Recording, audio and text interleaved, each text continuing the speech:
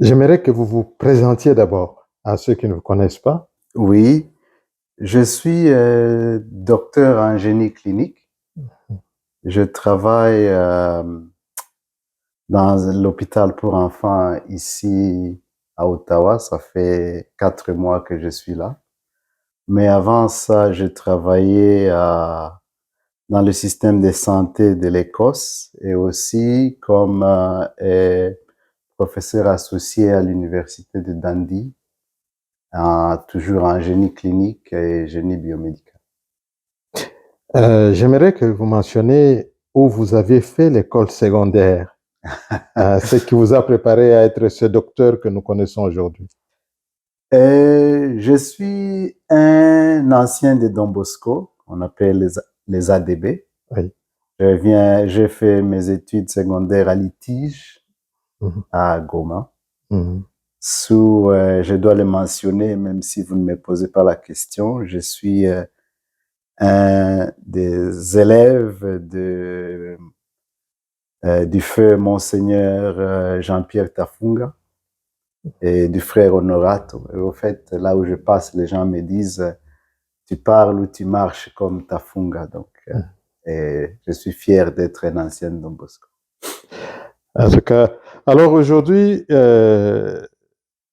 j'aimerais te poser des questions à chaud, euh, parce que même si tu as vécu longtemps dans cet hémisphère, n'est-ce pas, ton cœur bat encore du côté de l'Afrique. Donc, Alors, la première question, qui a plus de connotations politiques, qu'est-ce que tu penses de la démocratie qui se chante partout en Afrique, que tous les peuples réclament en Afrique? et, à mon avis, hein, il y a la démocratie telle qu'on l'entend, qui parle du pouvoir du peuple par le peuple, qui, au fait, finit par euh, élire un chef d'État, un parlement, et on croit que en élisant un président et en ayant un parlement ou un sénat, en fait, on devient démocrate. Mais pour moi, la démocratie, c'est la liberté de penser, la liberté d'expression, la liberté de bien et de mieux faire, la liberté d'entreprise. Hmm. Et c'est ça pour moi la démocratie. Tout le reste, bon, c'est une démocratie sur papier. Oui. Et donc, l'essentiel ne serait donc pas d'aspirer à cette démocratie, mais peut-être de se développer, de travailler. Ok. Démocratie en soi, les gens ne savent pas ceci, mais nous, en tant qu'Africains, Oui. nous sommes des très vieux démocrates. Nous venons des cultures des royautés, des cultures des chefs coutumiers. Et ces organisations se sont faites avant que ceux qui parlent et ceux qui ont importé la soi-disant démocratie arrivent en Afrique. Hmm. Et si vous regardez bien, en ce moment-là, même quand il y avait des guerres, il y avait des moyens de les résoudre, de résoudre des problèmes. Il n'y avait pas autant de pauvres comme on le pensait, Hmm. bien que et parfois en Occident, lorsqu'on prend les indicateurs de richesse ou de pauvreté, les gens croient qu'en ayant des gratte-ciel ou des grandes maisons, ils sont riches. Et un jour, moi, je leur dis que non. Il y a un vieux dans les fins fonds du Sud Kivu ou du Katanga ou même j'en ai vu en Ouganda, avec un calebasse d'or qui peut acheter 5, 10 de ces maisons-là. Oui. Mais on les considère comme pauvres. Voilà, Oui. voilà. La notion de richesse et de De richesse et de pauvreté. pauvreté n'est pas exact. Je pense que je peux ajouter que ce que on a souvent appelé péjorativement palabre, en fait, c'était le socle de la démocratie en Afrique. Les gens savaient que quand il y a un problème, il fallait s'asseoir ensemble pour en parler. Et habituellement, ils arrivaient à des solutions. Et en Afrique de l'Ouest en particulier, les griots jouaient un grand rôle pour animer ces palabres de façon à ce que les paroles ne soient pas déplacées, hein, que même si quelqu'un parlait avec une certaine colère, les griots savaient formuler cela de la façon la plus fraternelle possible pour que cette intervention soit acceptée. Alors donc, il y a comment dire, des pièces de démocratie qui existent, qui ont existé dans les anciennes cultures d'Afrique. En fait. Tout à fait, tout à fait. Et si vous prenez ça à un niveau un peu plus microscopique, vous retrouverez que nous avons la démocratie à la maison.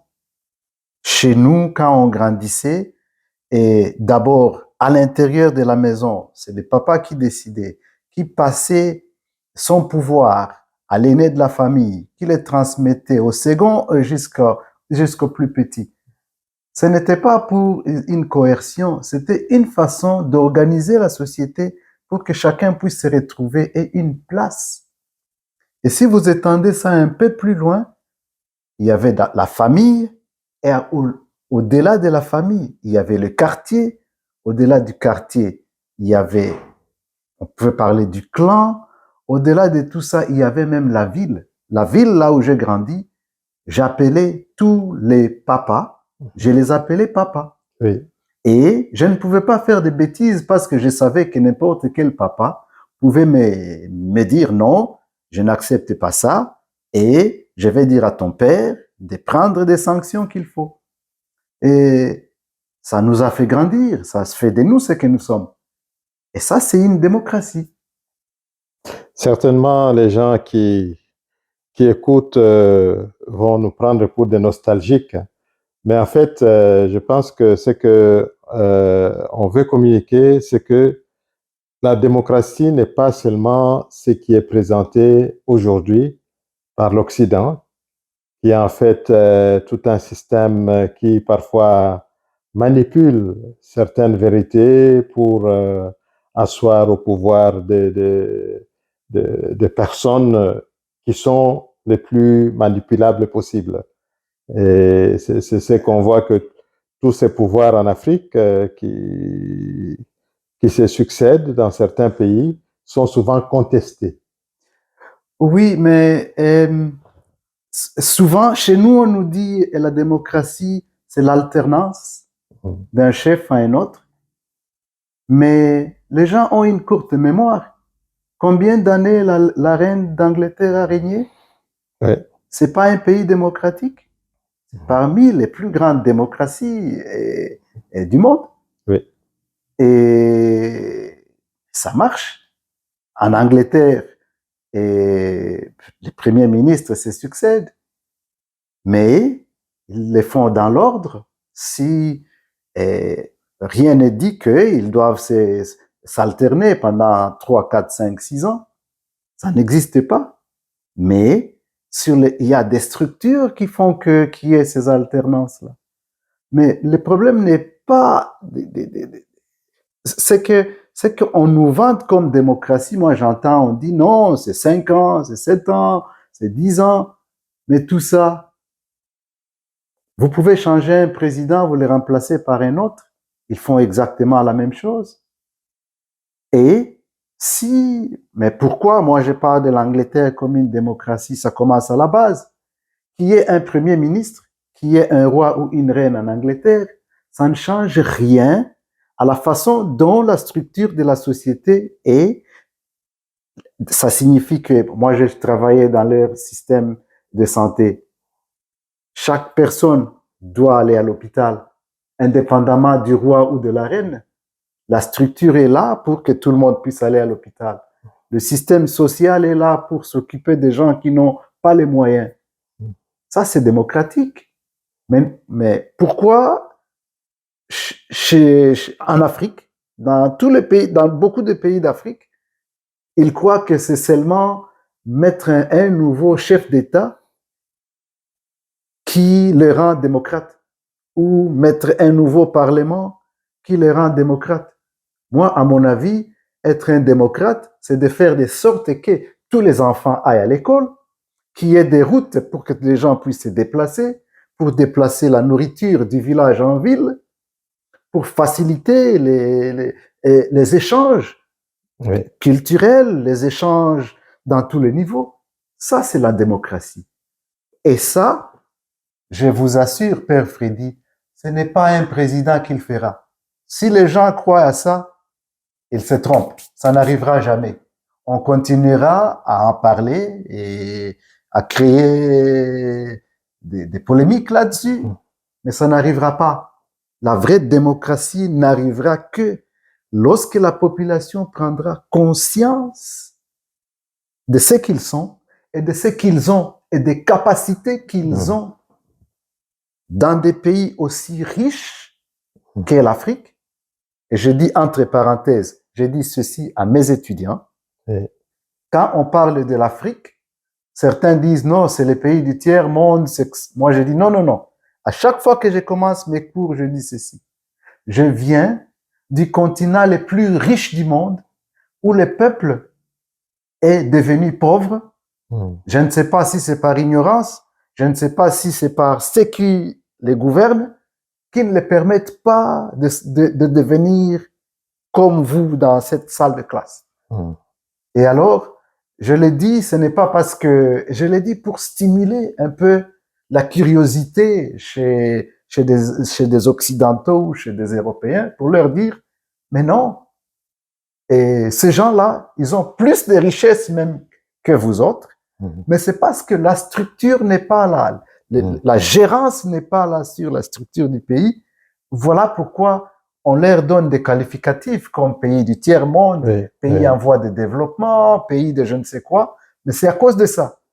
Et moi qui les regarde de loin, je dis, c'est parce que ces dirigeants, soit ils n'ont pas compris l'apprentissage qu'il faut, soit il y a quelque chose qui ne va pas, mais je suis en train de chercher.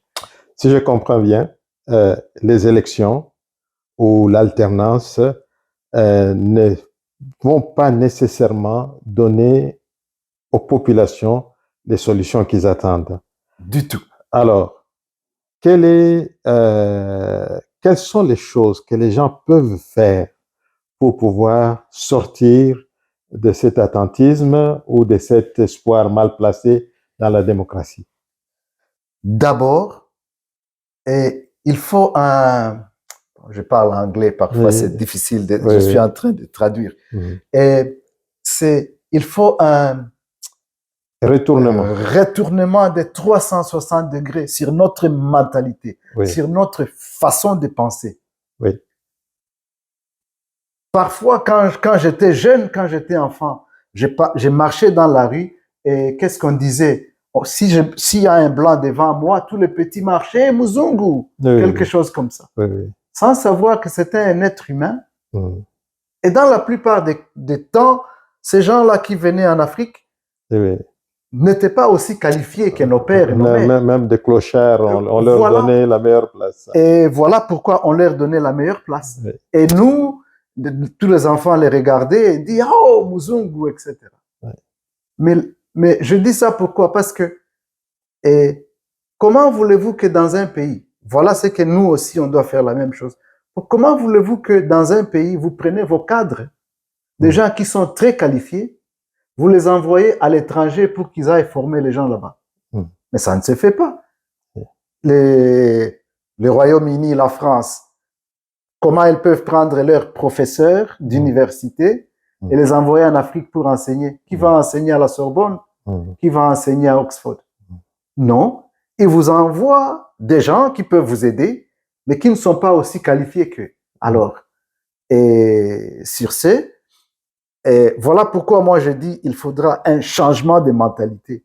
Et ça vient avec notre affirmation de croire que nous pouvons faire mieux. Et ça, c'est dans la mentalité, ce n'est pas dans la tête du président. C'est dans la tête de tout un chacun de nous. Ça, c'est sûr qu'un président, en principe, ne peut pas tout savoir.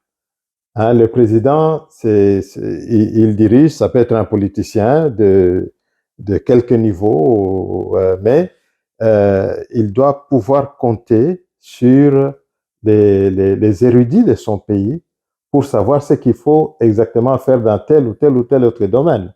Le président n'est pas censé avoir toutes les solutions. Le président n'a pas toutes les solutions, mais bien sûr, le président, c'est un gestionnaire. Oui.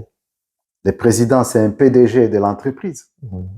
Mais s'il ne tient pas compte que ce qu'il a et ce qu'on appelle les assets en anglais, c'est son peuple. C'est la capacité de son peuple à s'éduquer, c'est la capacité à se former, c'est la capacité de son armée à le défendre, c'est la capacité du paysan à produire. C'est ça. Et c'est la capacité de l'enseignant à transmettre de la connaissance, à améliorer, la capacité de l'ingénieur à inventer, à créer. Le président doit se rendre compte de tout ça. Mais moi, je ne pense pas que c'est le travail du président de tout faire, bien qu'il regarde en grande ligne et il passe ces informations aux autres. Malheureusement, mes observations sont que on donne plus de pouvoir au président. On ne pense pas que le président, c'est un être humain, c'est un fonctionnaire à notre service. Exactement, c'est ça. Et entre parenthèses, quand je travaillais en Angleterre, j'avais un salaire plus élevé que le salaire de mon premier ministre. Alors que je n'étais qu'un simple fonctionnaire dans le système de santé. Mais pourquoi ça? Pourquoi dans leur démocratie, ils font ça comme ça? Nous sommes tous des serviteurs ou des servants de la nation ou de la population, chacun dans le domaine où il se trouve. Mais ce qui se fait par exemple en Afrique, nous donnons tous, on ne donne pas le pouvoir, mais nous transmettons tous nos énergies sur ce qui se fait en politique. C'est les parlementaires qui je dois rencontrer, c'est le président. Être plus proche du président nous donne des privilèges. Mais non, moi, mes privilèges sont dans l'auditoire. Mes privilèges sont dans la transmission des connaissances à mes étudiants, qui demain deviendront présidents, tant mieux. Mais pour aujourd'hui, à chaque fois que j'entre à l'auditoire, je transmets ma matière pour que mes étudiants deviennent des hommes comme il faut et qu'ils puissent passer leurs connaissances à d'autres pour le développement de la société dans laquelle je vis. Nous avons vu il y a quelques années maintenant, en Belgique, ils ont fait à peu près plus d'une année, 400 jours et plus, sans gouvernement. Et le pays marchait. Et ce pays marchait peut-être grâce à l'administration où il y avait des personnes qualifiées pour le travail qu'ils faisaient et qui faisaient marcher tous les pays. Je pense que ça illustre bien ce que vous êtes en train de dire, que le président, en fait, c'est un fonctionnaire qui est là quelque part pour coordonner les choses, un peu comme le Premier ministre en Belgique, mais qu'il y a une machine qui doit être, où on doit placer la personne qu'il faut à la place qu'il faut, qui doit pouvoir soutenir le pays pendant une certaine durée. Exactement, c'est ça. Mais qu'est-ce qui se passe?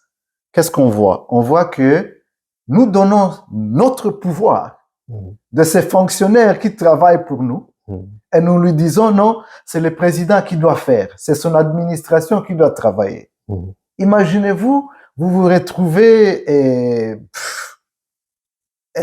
disons, à Mombasa, au Kenya, et vous donnez votre pouvoir au président qui se trouve à Nairobi.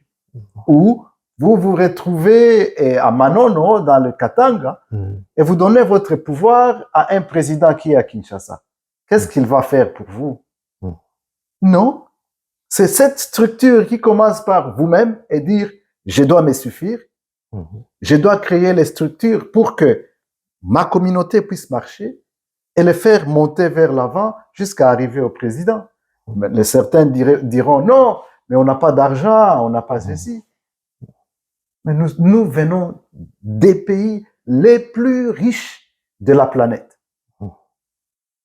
Donc, ces arguments-là, parfois, ne tiennent pas debout si ce n'est pas de la paresse. Oui. Si on enlève la paresse et si on enlève le laisser-faire, nous pouvons démontrer à ces présidents que nous sommes forts, nous sommes la population et que nous pouvons faire mieux pour que là où ils vont, ils se sentent bien représentés. Voilà ce que j'ai fait dans les entreprises que je gère. Ce que je fais, c'est que j'essaie de former mes collègues avec qui je travaille, je ne les appelle pas des employés. J'essaie de former des collègues avec qui je travaille pour qu'ils puissent mieux faire. Moi, en tant que leur directeur, lorsque je vais dans la réunion avec le comité d'administration, le travail qu'ils ont fait à la base, c'est le travail que je présente.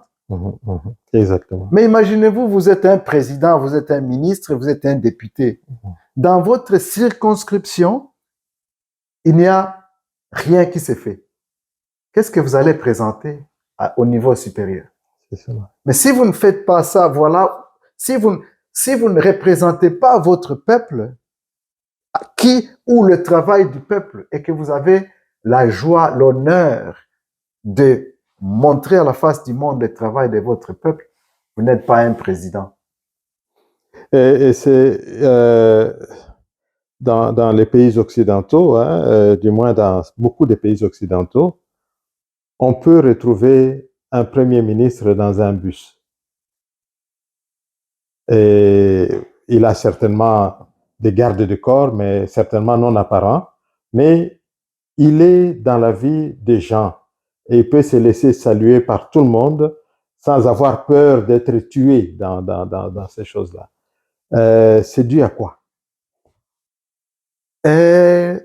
Bon, parfois c'est peut-être la maturité démocratique, mais aussi parce qu'ils se sentent servants, comme je l'ai dit avant, ils sont là pour servir leur peuple et que s'ils ne font pas leur travail comme il faut, ils savent très bien que le peuple décidera d'une manière ou d'une autre à les faire partir. Oui.